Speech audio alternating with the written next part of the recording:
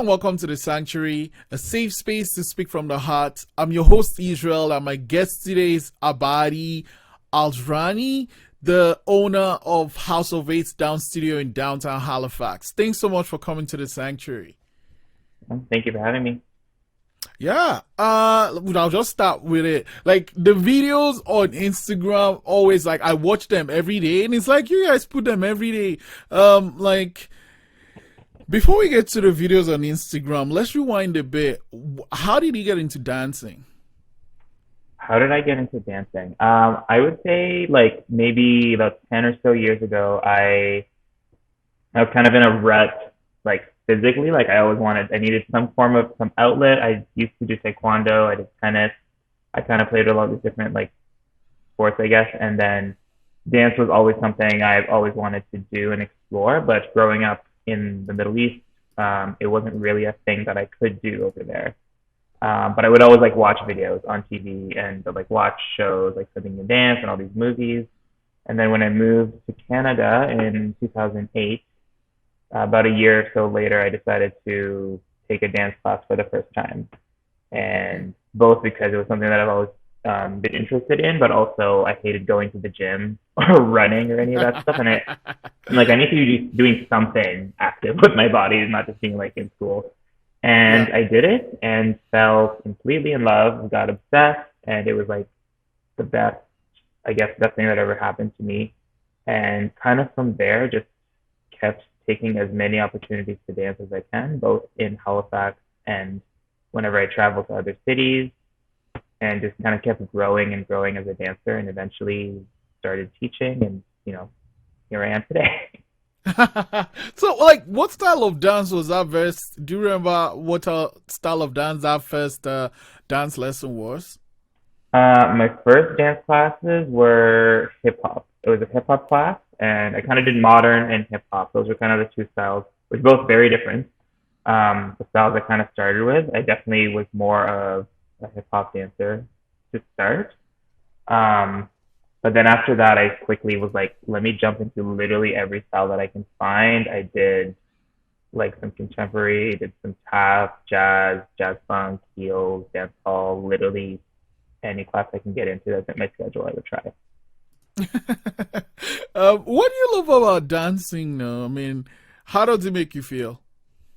It is one of the few like times that I can like erase everything from my mind. Like when I was in school, as well as when I like left school and was working full time in agencies and doing marketing, there was always all these things happening in the world, and I'd be stressed from work or things in my personal life, and dancing was the only time where I can like not have to think about any of that stuff.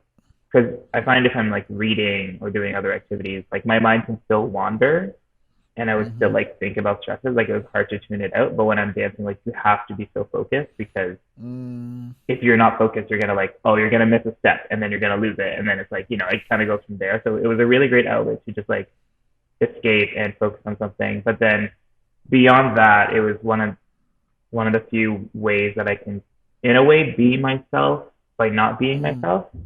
I was mm. always this very like shy, reserved person growing up, just because various reasons. And then when I started dancing, I was like, I can be the things that I am in my head. Like in my head, I'm always like living my best life dancing, all these characters, and you can never do that in real life. It's just like, oh, that's awkward. Like, why would you be so over the top, or why would you do this? But when you're performing and you're dancing, you can be, the most over the top character of yourself, or your truest self Mm, too, if it's a more of like an emotional piece. Um, mm. yeah, it's a great way to just be you. Let it go. Let Yeah. it go. Let it Yeah. go. Yeah. And then, I'll now jump to the Instagram dances. It's like, it's so expressive. So you take all these classes for all these years and you travel and take classes. Did you ever compete or do any of those things? I did compete, so I was on a competition team at my university. So I did that for a few years, but I ended up coaching the competition team. So I would choreograph for them as well as a few other competitive teams in Halifax. Mm, It wasn't really for me. I enjoyed the aspect of okay. like really focusing on a dance and like perfecting it. but the competition world was so like, especially like dance competitions, it's very subjective. I found there's always drama with it too because competitions are competitions, and Yeah. it almost that was like the one phase in my like dance career per se that kind of made me not like dance so much. But then I kind of realized that like Oh, it's not dance that I don't like. It's like it's the competition. it's the competition aspect, and also I found it all very subjective. Like you would go to competitions, like I would choreograph something and get like a gold top spot in one competition, and go to another dance or go to another competition and get like nothing for it. And like it's the same dance, performed fairly similarly, but every judge has their own different opinion of what's great or not. And I I'm like, I agree completely. yeah, I always tell my friends, right? Like when it comes to something that a person is judging, it's always subjective. Like it's how sometimes it might be how that person feels that day. They just don't like your face. They just don't like your sound, and like yeah, they mark you exactly. down for that. And it has nothing to do with your skill or whatever it is you're presenting. Yeah, So like there's definitely skill into it, but yeah, there's yeah, yeah. style and preference plays a big factor as well. Mm. So you come to the conclusion that well, this isn't for me. You stopped doing competition or training the team. What did you decide to do? Dance based. I continue to still dance and teach, but more so just like recreational classes where people just dance for fun and dance to like I guess compete with themselves, to Mm-hmm. grow as dancers and as people. And I continue to do that at a university level as well as at a few Mm-hmm. kids studios across HRM. And then as time passed by, all the whole time I was doing this, I was still working like a full time, like super busy job in marketing, and I found I was growing in both careers, I guess. Like I was, getting promoted and moving up in my job, but then at the same time getting more and more opportunities as a dance teacher and a dancer in the city to the point where Mm. I was like teaching like maybe over a dozen hours a week at some point on top Holy of my full shit, time that's a job. lot. So it was I enjoyed it. It was great, but I found like I was getting to a point when I did not like my marketing day job. Like it wasn't Okay. fulfilling for me, and dance was so fulfilling, but it Mm. was hard to balance both. And I remember having some nights where I would like go home and cry because I'm like I don't know what to do with my life. Like what is I know I love dance. I know I'm like good at marketing, but I don't necessarily love this job. But eventually I just got to the conclusion that I kind of want to pursue dance full time. But then Wow. I wasn't sure how to do it. So that was kind of my next step is like, how do I pursue dance full time while living in a city that's not like a big, you know, it's not LA where there's like a Mm. big dance industry or something. Like I kind of have to find a way to make dance a career for myself here while also just giving back to the community that's helped me grow as a dancer so much. How And and what did you? What was your conclusion? my conclusion, I guess it kind of happened very suddenly. Like I have a lot of friends here that are dancers that are like me, like adults that like to dance for fun. They're not doing competition anymore. They're not really doing like crazy training like they used to as kids, but they still want to keep dancing just for the art and for the fun and for the relief. But there was no outlets for us to do it here. Like once you're done university, there Oh. wasn't really much you can do. And people always complained. All my friends like, oh, I wish I could go to New York. I wish I could go to this. And whenever we travel, we would do that. And then there was one vacation I went with. It was a family trip because I have family in the States. We went to Texas, and like I said, whenever I travel, I like to train just to learn from different people. I went to a studio in Texas, and it was just one room. And I remember walking in there and taking a couple classes, and it was super fun. But then I quickly realized that it was kind of a different studio than a lot of the other places I've been to, which are normally these big complexes with like so many different studios and rooms. But this one was Mm. literally just one room and then a lobby where you just check in, put your stuff away, and just jump right into it. And I spoke to the instructor at the end of class. So she was super fun, and I kind of told him like I want to do this, and Mm. she mentioned like she told me to just go for it, and like all you need is just a room. That's all this is at the end of the day. So it was kind of then that I decided that all I need was just a room, and literally the day I came back to Halifax was like me looking for a room, and it all Wow. just kind of went from there. How far back ago was this? This was summer 2000, and I was gonna say 2008, but no, that's very wrong. So, oh my God, what even year are we? We're 2021. I Yeah, believe this thank you, was some. COVID. It's all a blur. I think this was summer Yeah, of 2018, 2019, summer 2018. Yeah. yeah, But sorry, I don't know what dates are what anymore. Yeah, it was summer 20, yeah. 2018, and then I quit my job in I think November 2018 and opened the studio in January 2019.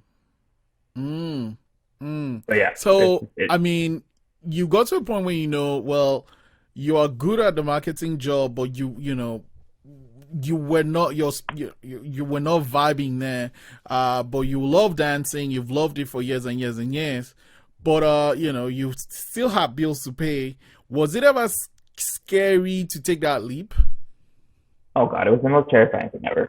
Like I I was always someone that like I needed security. Like I Mhm. moved here as an immigrant and did all the paperwork, but by the book, made sure I got my permit, my residencies, and became a permanent resident, did all that stuff. And security was a big part of that. Like I would always have my money saved, and I worked while I was in school to make sure that I was making money and saving money. And especially with my parents, who both I don't have any family here. Like they're all still back in the Middle East and the Philippines. Um, they're very like traditional in the sense that you work your full time job, you work that same job till you retire. Yeah. Versus, so I kind of felt like I needed to follow that sequence. Hmm. So I made sure that I had a good chunk of money saved.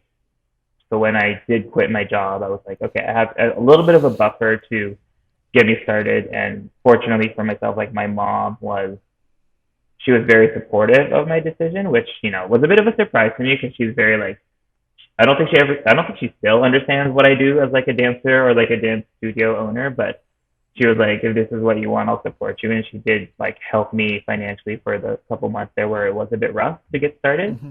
Hmm. Um, but yeah, financial security is like all over the place. And then when COVID hit, that was a whole other. Mm.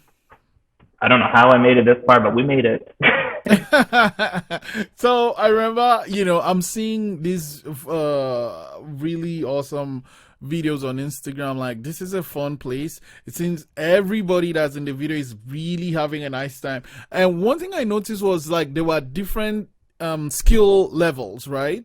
Yeah, So it wasn't like you have to be this spectacular dancer to join the dancing studio. You were just welcome. Was that something you were always looking at doing when you started House of Eight?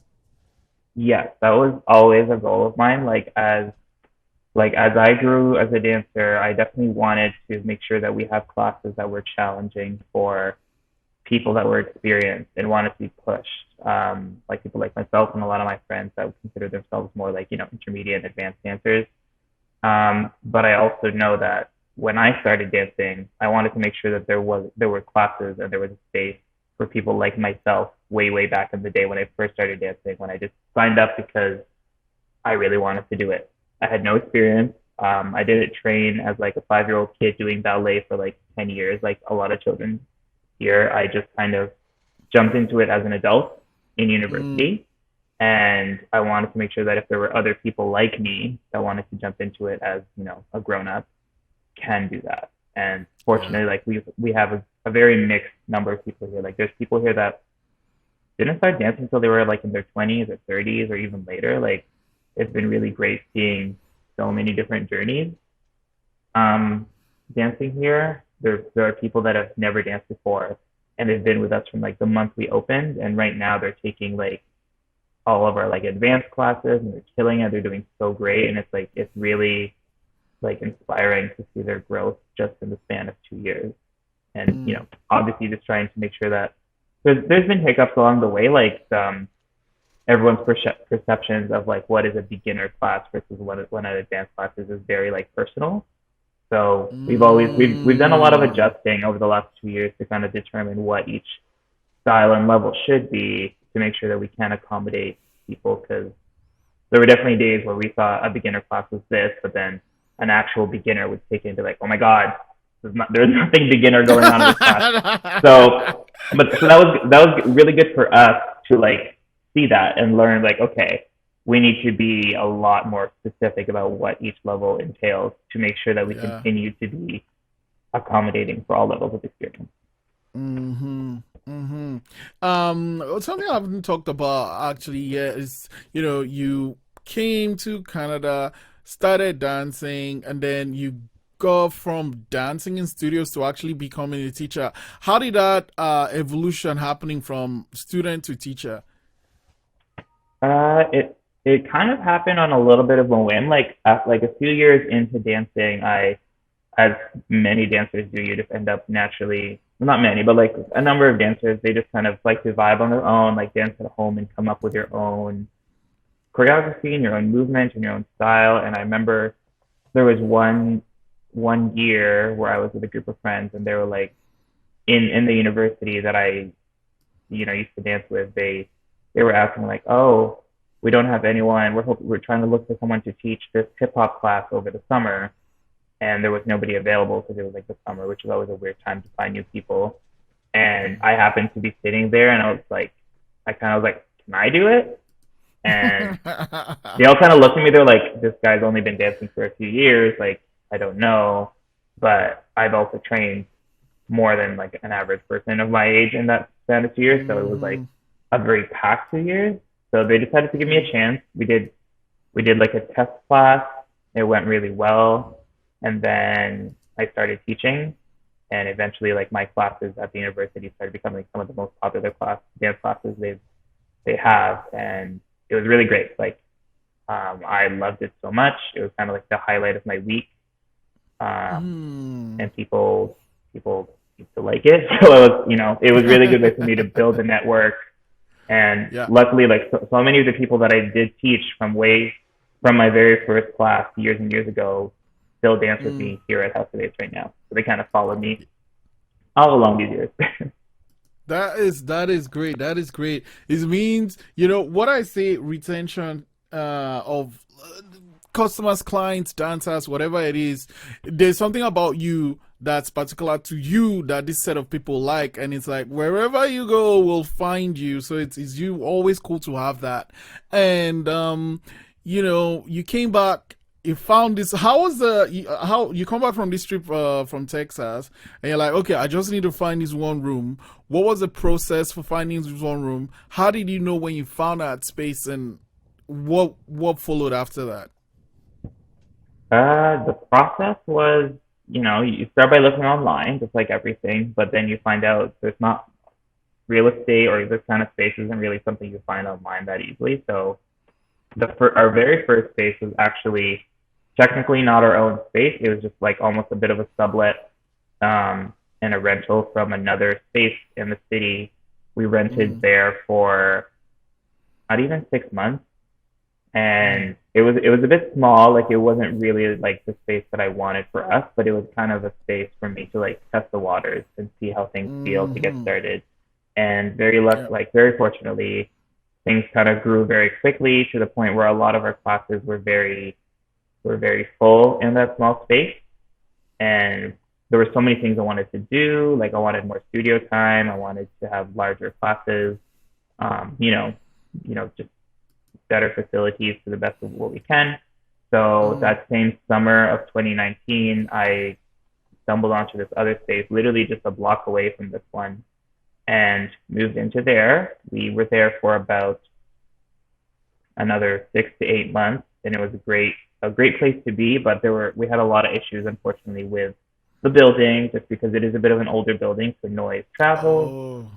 oh. And like, we dealt with it the best we can, but at the same time, COVID hit, and Oh. literally at the same time. So when COVID hit, we had to, between all the issues in that building and just the fact that we had to be closed, Yeah. we left that building, and then now we're in this space. So we reopened into this new studio about I think June last year in the middle of COVID. So I've yet to Mm. experience teaching here in a non-COVID setting, but this is where we are right now. Yeah. So COVID, you had this space, COVID hit. I think it was March, we're kind of trying to figure out what to do, but then yeah, the government came up with that, oh, we need to shut everything down. How was that for you just mentally and emotionally? First shutting down and then adapting to what COVID came with.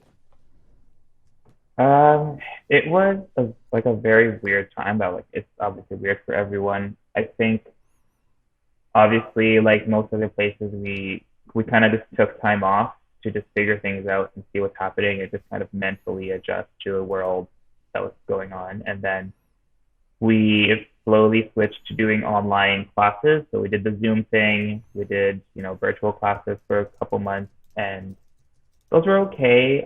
I personally like I love connecting with people online, but teaching in front of a camera, like as any dance teacher would probably tell you, was like not ideal.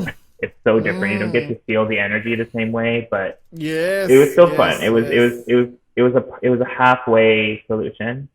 But very fortunately, because COVID, Nova Scotia handled COVID fairly well. We were able to open just a few months later in June or July.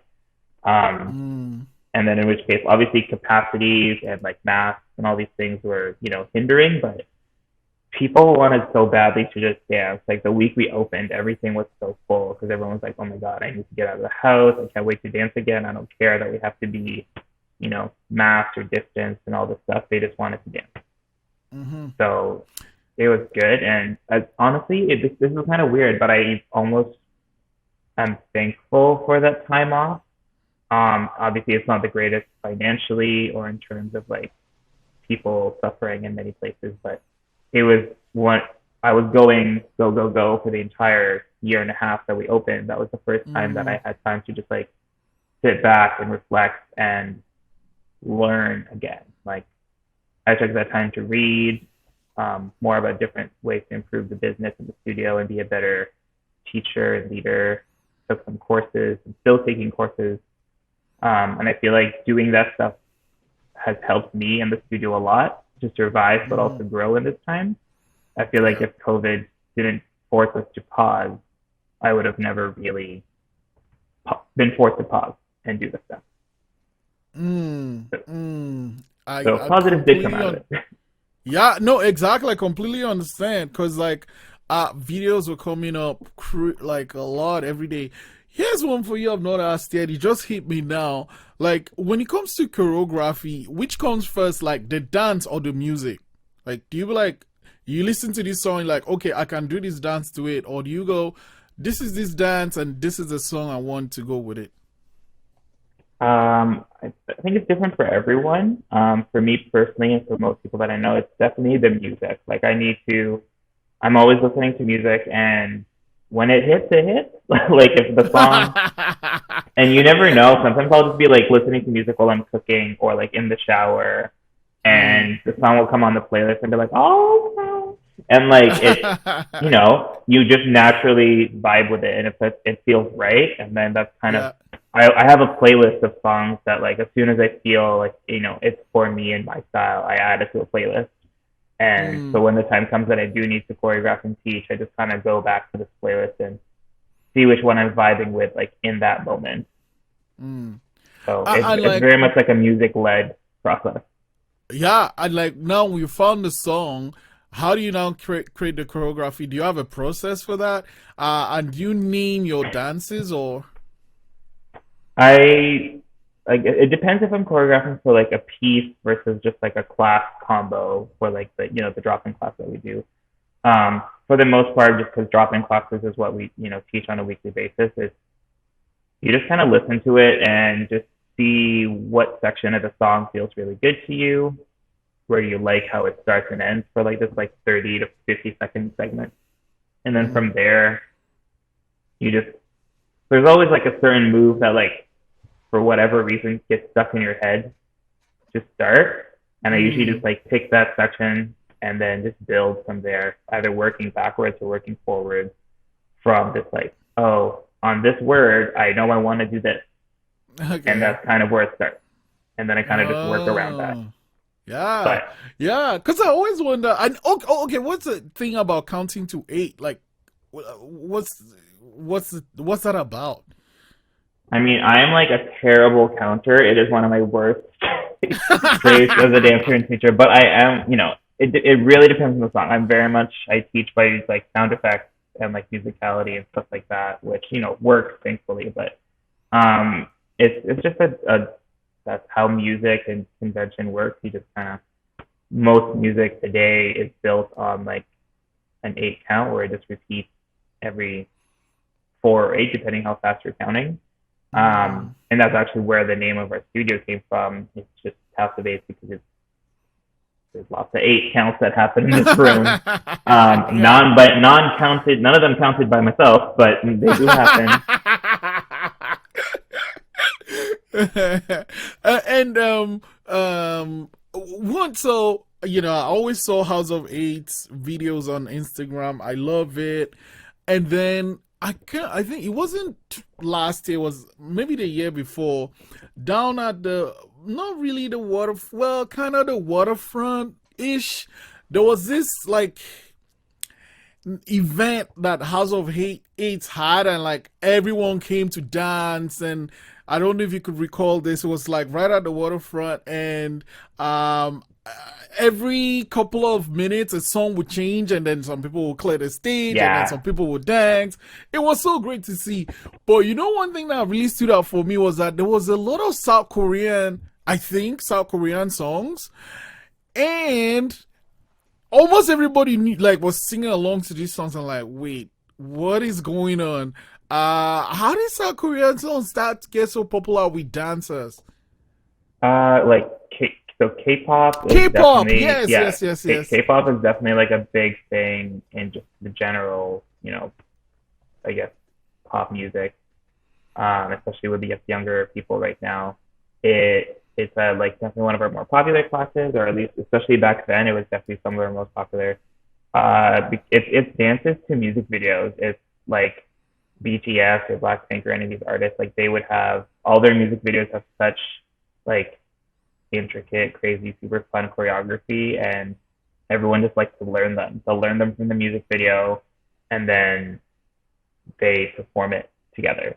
So we have K-pop classes where we learn the choreography from these videos and teach them, and it's a great way for people to Oh. like connect. And it's a lot of fan base. Like if people are fans of this artist, they want to learn that dance and perfect it, both so they can show people how they like know how to do this dance. It's almost like the Mm. Macarena, but done 1,000 times, so many different dances. And so that event was that basically. Like every 20 seconds, we'll switch to another K-pop song, and Yeah. whoever knew the dance, which was a lot of people, would jump into the center and just do it together. So Yeah. it was a super fun event. We're hoping to do it again. We want to plan like at least something every month, not necessarily a K-pop event like that, but just community events, because community is a huge part of what we do here. But Yeah. obviously with COVID, everyone's like community, but also stay away. So it's very, I don't know. That's kind of a thing. Hopefully in the fall, if not summer this year, that we can do more of things like that, just because it's a Mm. great way to get people connected and just So having what fun outside of the studio. what was that event for? Like, I think it was actually like in collaboration with the South Korean society. Was that what it was? Yeah, so it was in collaboration with this company called KArt. They brought in an instructor from Korea to teach these classes, to teach a few workshops at our studio for that week, and then it all kind of culminated into this big event.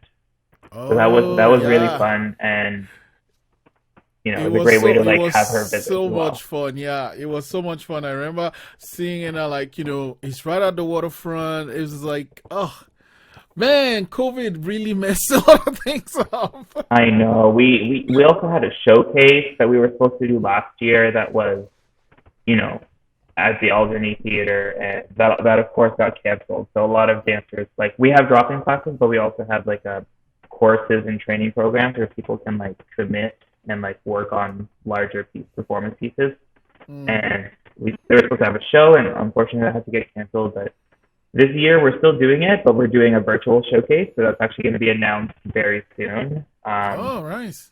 And that'll include a lot of like performance videos. So it'll be a bit different than the videos you see on our Instagram, where it's like a minute of like choreography in like Mm. you just kind of individuals performing. This will be like full group, a lot of visuals, a lot of scenes and pieces. So I'm excited Oh to no. release that soon. It'll be a good Yeah, that's project. that's that's awesome. And so as a queer person of color, um, did you have any issues, reservations with coming out or being accepted? I Yes, I feel like being in Canada has like helped me a lot. Like I didn't get to come out till I moved to Canada. Like I think I came out a year, about a year after moving here. Obviously, it's something I knew forever, for as long as I can remember. But growing up in the Middle East, it's a lot more challenging to be a queer person there, as any queer person in the Middle East probably knows. Like a lot of culture, as well as like religious influences people, and there just isn't as much acceptance and support for queer people in other parts of the world. Mm. Luckily in Canada, I was very involved with like because I went to Dalhousie University and I was very involved with their Pride parades and just dancing. I My first time in the Pride parade in Halifax, I was actually like dancing in the parade. Oh Um, wow.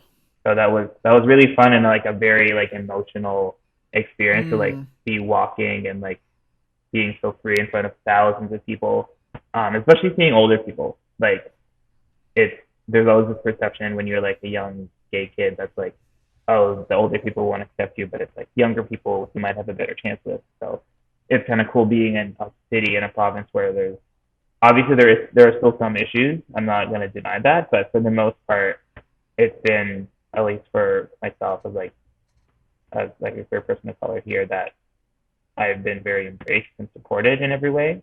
Mm. Um, and dance, of course, I kind of want to make sure that our studio is a safe space for queer people to just be themselves and whatever you want to be. If you want to be more feminine, more masculine, whatever you are, like it's a place to be that. And I teach a heels class here, and I'm a 6'2" man of color in a pair of heels, stilettos dancing around. Like that's not something you would ever see back home. So over here, it's almost like I teach it because I love it and it's super fun, but it's also a great way to just like when people see that. I always love when like people come to the studio for the classic before and after and just see me starting like just walking around in a pair of heels. They're like, oh, this is a thing, and even though they know it, it's like it's always still that first look is always kind of funny to just watch because people see it and it's like it almost gives them the freedom to like, hey, if he can do that, I can do whatever the hell I want to. So it's very, Yes. you know, Yes. Yes. freeing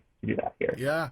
No, no, yeah. I mean, and growing up, back in the Middle East and realizing, okay, this is who I am, but also because of religion, my surroundings, my culture, or whatever the reasons, I have to keep this to myself.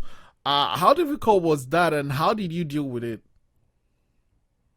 That I guess back in the Middle East, like it was very as a kid, like I definitely went through phases where I was like very depressed and unhappy because I didn't know what my escape was. But once I decided and realized like I can leave, like I don't have to stay here because I'm sure things have changed over there, but at the time I didn't really see any hope for myself to stay there and be who I am and be happy. So I kind of made it my goal to just, stay with myself. I read a lot of books.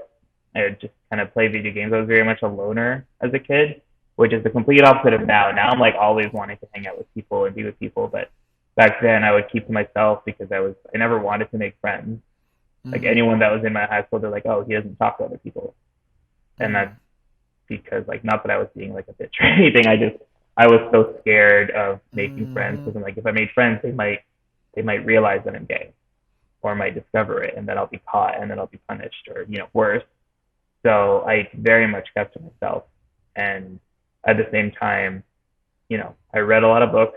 That was kind of an escape for myself, before dance, and just worked very hard to make sure I got the grades, got the scholarships, got whatever the hell I mm, needed to get to make sure that I can leave and go to mm. Canada and get accepted to the universities that I wanted to go to. So Yeah. it was terrible, but it was also a very good like driver for me to just like put my head down, stay focused, and do what I need to do to get out. Mm, mm. You mentioned dancing in heels. Those are one of some of the striking videos because like when you dance, like you're really in it. At least in the videos, you can see that okay, you're having fun. But when you're wearing those heels, it's like a different person entirely. Like, am I reading wrong or? No, it is very much a different.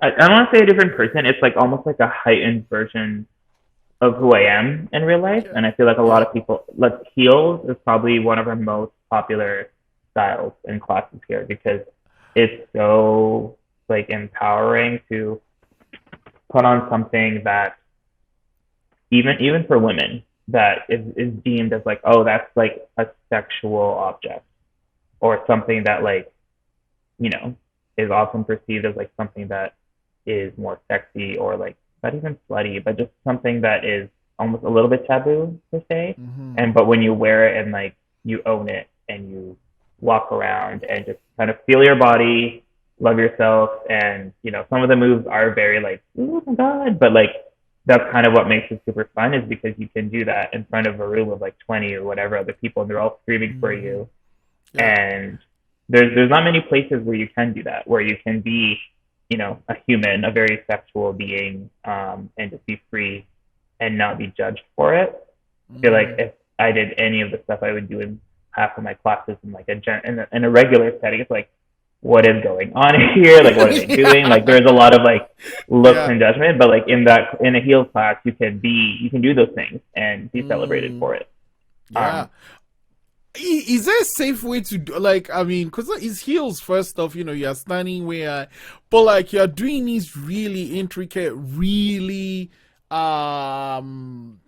fast paced, like powerful moves with heels on. Like, is that just a class for advanced dancers or?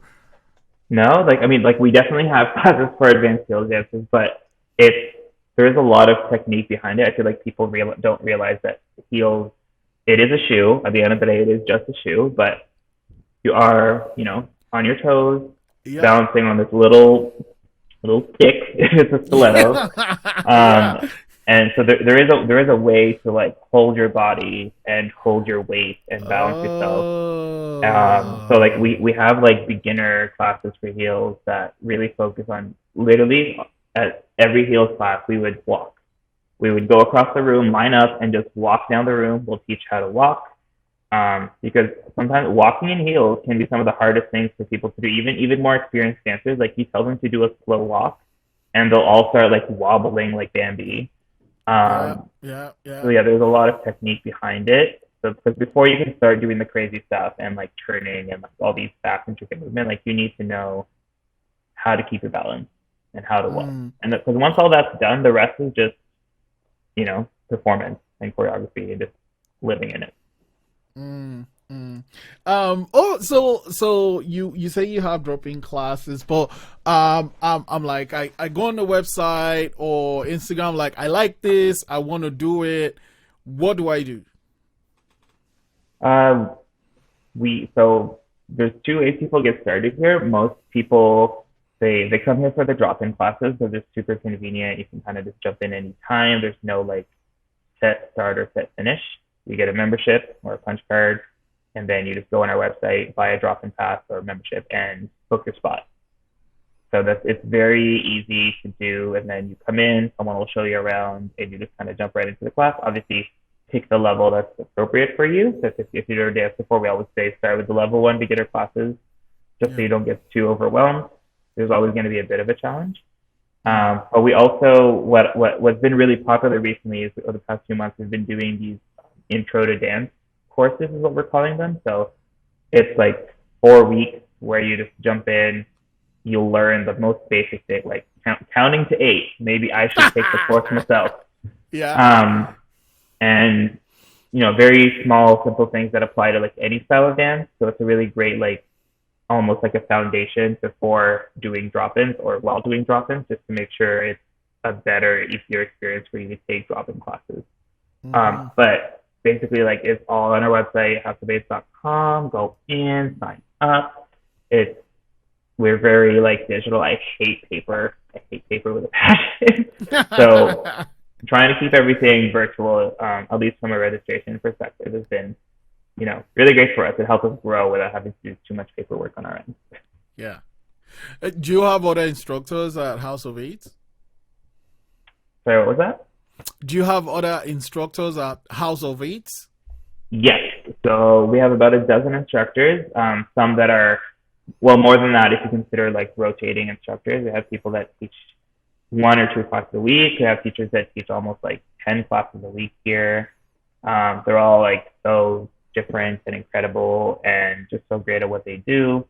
There's people that are from Nova Scotia that have been here for years that I've known for a long time, and some of them they come from other places. Like we have an instructor that moved here from Colombia, and I remember her sending me an email, which was like, "Hey, I'm moving to Canada. Would love to meet."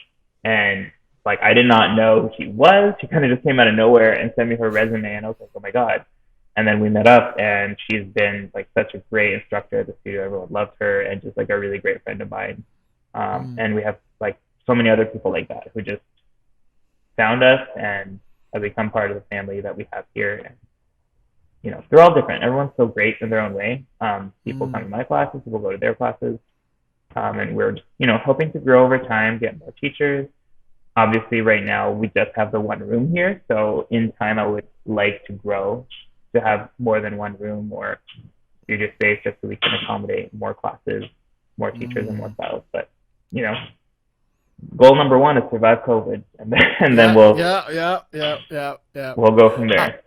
Man, Abady, this has been just such a wonderful time, and I'm learning so much. And I'm gonna let you go, but before I do, I want to say, right, so you've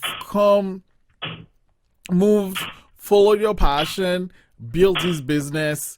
What are some things you've learned that you wish, I don't know, young Abady way back in the Middle East learned or knew? Someone in such a situation that might be listening or watching the show, what is something you want them to learn and understand? It's hard. I would say some things that you think are going to be really difficult are a lot easier than you'd expect. But then there are some things that I thought were going to be really easy that were like the biggest challenge and just never stop being challenged. So you definitely have to be okay with rolling with the punches and not over stressing things. Like there's problems. There's always an issue. There's something every day. If there's a day without a problem, I'm like, something's wrong. There's no fire that needs to put out. So you have to be very calm and just patient and just learning to like adapt at all times. I feel like that's like the most important skill you can have over anything else.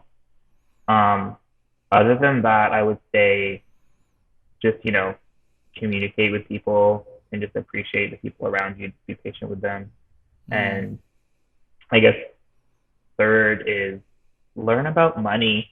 Like that has been such a hard thing for me to figure out because like I did marketing, I went to school for business, but they don't actually teach you like the day-to-day finances and like managing your own cash flow and accounting and taxes. Like I took an accounting course, but nobody remembers what they learned in university. Like that's all like the real world accounting and like managing like how to, be profitable and make money and manage that money. And all that kind of stuff like that is so there's a lot of great resources online. Mm, I have a whole bunch that I have, but if anyone wants to message me, I'll send them to you. mm, They've really helped me better manage our finances. Like I mm, said, during COVID, before COVID, our finances were a hot mess. I'll tell you that. I was doing things, but I also didn't know. But now I feel like mm, I'm finally getting a bit more control over, or at least more awareness. So mm, that has been that I think has really helped us survive COVID and mm. continue to do well. Um, so yeah, do that. Manage your money. At the end of the day, if you have no money, the business won't be here. Oh man, Abadi, thank you so much, and thank you for what you're doing with House of Eights. It was great to have you in the sanctuary. No, thank you for having me. This was a great little Friday afternoon chat to have.